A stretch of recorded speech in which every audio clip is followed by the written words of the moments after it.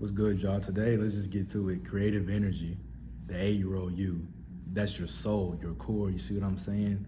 I'll be the first to tell you, the minute I realized or found out or just discovered I was good at something other than being myself, I was gone. Lost soul completely. I was 8 years old, creative, writer, poet, the public speaker, who I am now. You see what I'm saying? Because I've tapped into that energy again. But once I realized I was good at sports, couldn't stop chasing girls, wanted to be cool, wanted to seek validation. Fast forward to high school, childhood traumas creeping up, affecting relationships, affecting friendships, drug addiction, depression, bipolar 1, suicide attempts, all types of things. I was completely lost.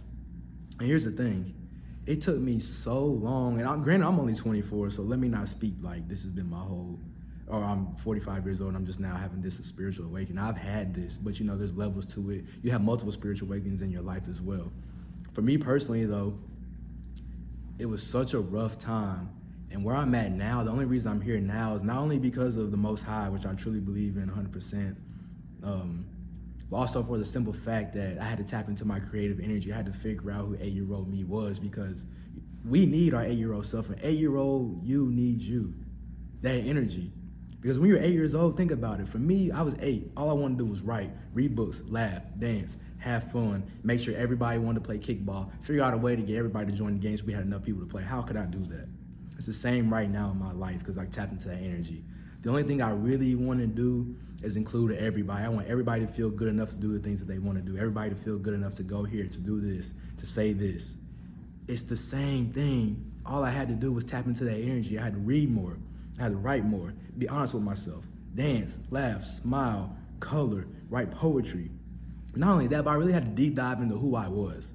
And don't get it twisted, this took me so long to do. And I say so long as I'm talking about, the last 2 years. And I'm still working, this work is an everyday practice. We're gonna be practicing until we die, and so on, the next generations. But what can we leave behind? What legacy can we leave behind?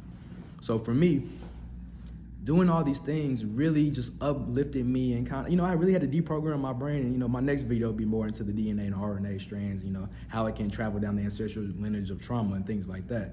But for right now, stick to the basics. I really had to deprogram, reconstruct, and rebuild everything. And it started with being in rock bottom, feeling like I didn't have anyone, not having anything but God, and just trusting that it was gonna work out. And take those steps. Because for the longest time, I couldn't be alone with my thoughts. I didn't know how to ask for help. I didn't know who to ask for help. I didn't know where to go or who to go to. And I'm sure that you can relate to that, especially as a man. You know what I'm saying? We're so prideful. We have this ego, this machismo, this false bravado. You know what I'm saying? Toxic masculinity is so real. And that's why I do my groups today. I really want people to tap into the inner strength, the inner power. I want to give people access to that, so that they can be the one, because I can't do it. I can't do it for you. I can add a little gasoline to your fire, but you gotta realize that you got the wood inside you. You know what I'm saying? It's gonna take a lot of, you feel me? It's gonna take a lot of that, but you got it already inside you. It's the Enlightenment era again.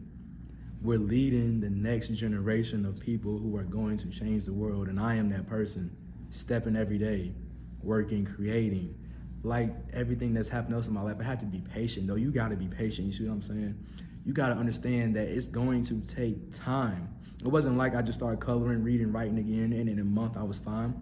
No, there are still things from books that I read 2 years ago that are just now resonating in my life. You know how someone in the store comes to talk to you and they tell you something, and then all of a sudden, it might not resonate with you right now, but 6 months later, a week later, a year later, you remember that conversation, you're like, damn, that motherfucker really damn, he spoke that into existence, look, it's right here and I can use that. That is so real. That is signs. Once you take that first step, and this is the thing I need you to realize, on the path to self-discovery, tapping into your 8-year-old self, rediscovering who you are, finding yourself, if you take one step, the Most High always takes 2. Remember that. If you take one, the Most High always takes 2. And sometimes you got to understand that you are not going to see the benefit right away. That's one of the biggest things I think people give up so easily, because they don't see the benefit right away. But you gotta realize just the fact that you are taking that step, because warriors of the light are afraid. Warriors of the light do make mistakes. So the fact that you're even taking that step, knowing how fearful you might be, it's probably gonna be your biggest step. That's the truth. Step 1 is always gonna be your biggest step. But I need you to realize that. But I also want you to understand that that creative energy in you, it still exists. It doesn't matter if when you were 8 years old, you played in the sand. Something about it made you feel good. Try it again. See if you can get that feeling, or see if you can just learn something, because I promise you the signs will be there. If you're really looking for the signs and you're trying, the Most High is going to give you the signs, but do not be afraid to notice them and to act upon them. Because what's the point if you're getting the signs but you're not afraid to act upon them? It's the same thing as just, how you know when you're supposed to do something. Deep down, you know when you're supposed to let go of somebody. You know when you're supposed to move, when you're supposed to elevate, when you're supposed to let go of this or that. And yes, it's gonna hurt, yes, it's gonna suck, but deep down, you know. And you know what happens. The more you repeat that cycle, eventually the universe is gonna make sure you end that cycle. But when the universe makes you do it, when God makes you do it, whew, it is rough. And I can speak to it. I can definitely speak to that. If you don't take action, and if you don't be proactive in it and do things for yourself, do for yourself, love you, God and the universe will teach you the biggest lesson ever. But they're, you know what I'm saying? They're not gonna hold nothing back on you. They're gonna let you mess up a couple times. You're gonna keep repeating these same lessons where there's gonna be different people, different situations. It's all gonna revolve around the same thing though. But understand, to really break free of this, when you believe in God, you believe in you talk to yourself, because there was times where I just could not even sit with myself alone because my thoughts were so bad. I didn't want to be alone with them. I started a whole business just so I could feel good.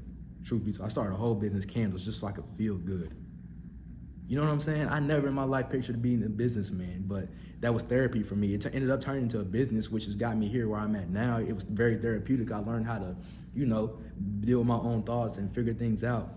But that was never my intentions. That's where God led me, because I took one step.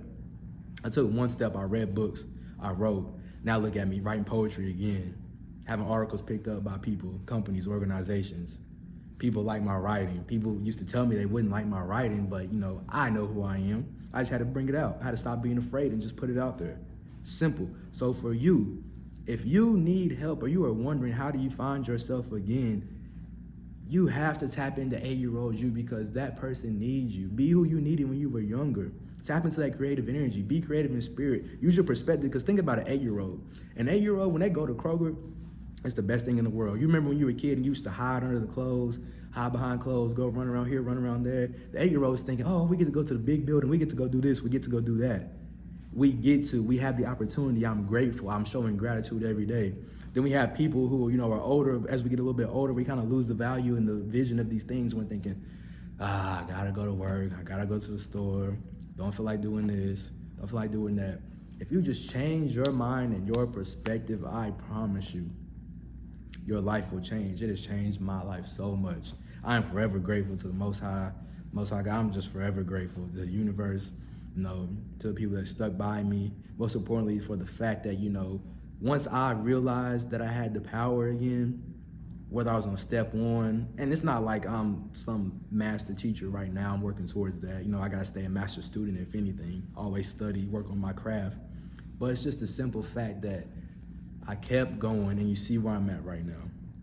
And I have so long to go, but just the fact I'm able to speak about this and can honestly say I lived that, and you can feel it when I speak, when you see me, when I post, when I look at you, when I smile at you, you can see it, you can feel it.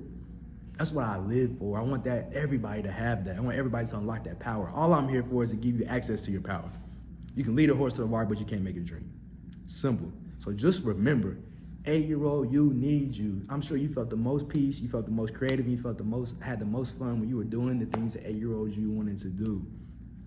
So I don't care if you're 45 years old and 8-year-old you love coloring, 8-year-old you love WWE. I still watch WWE and I'm 24.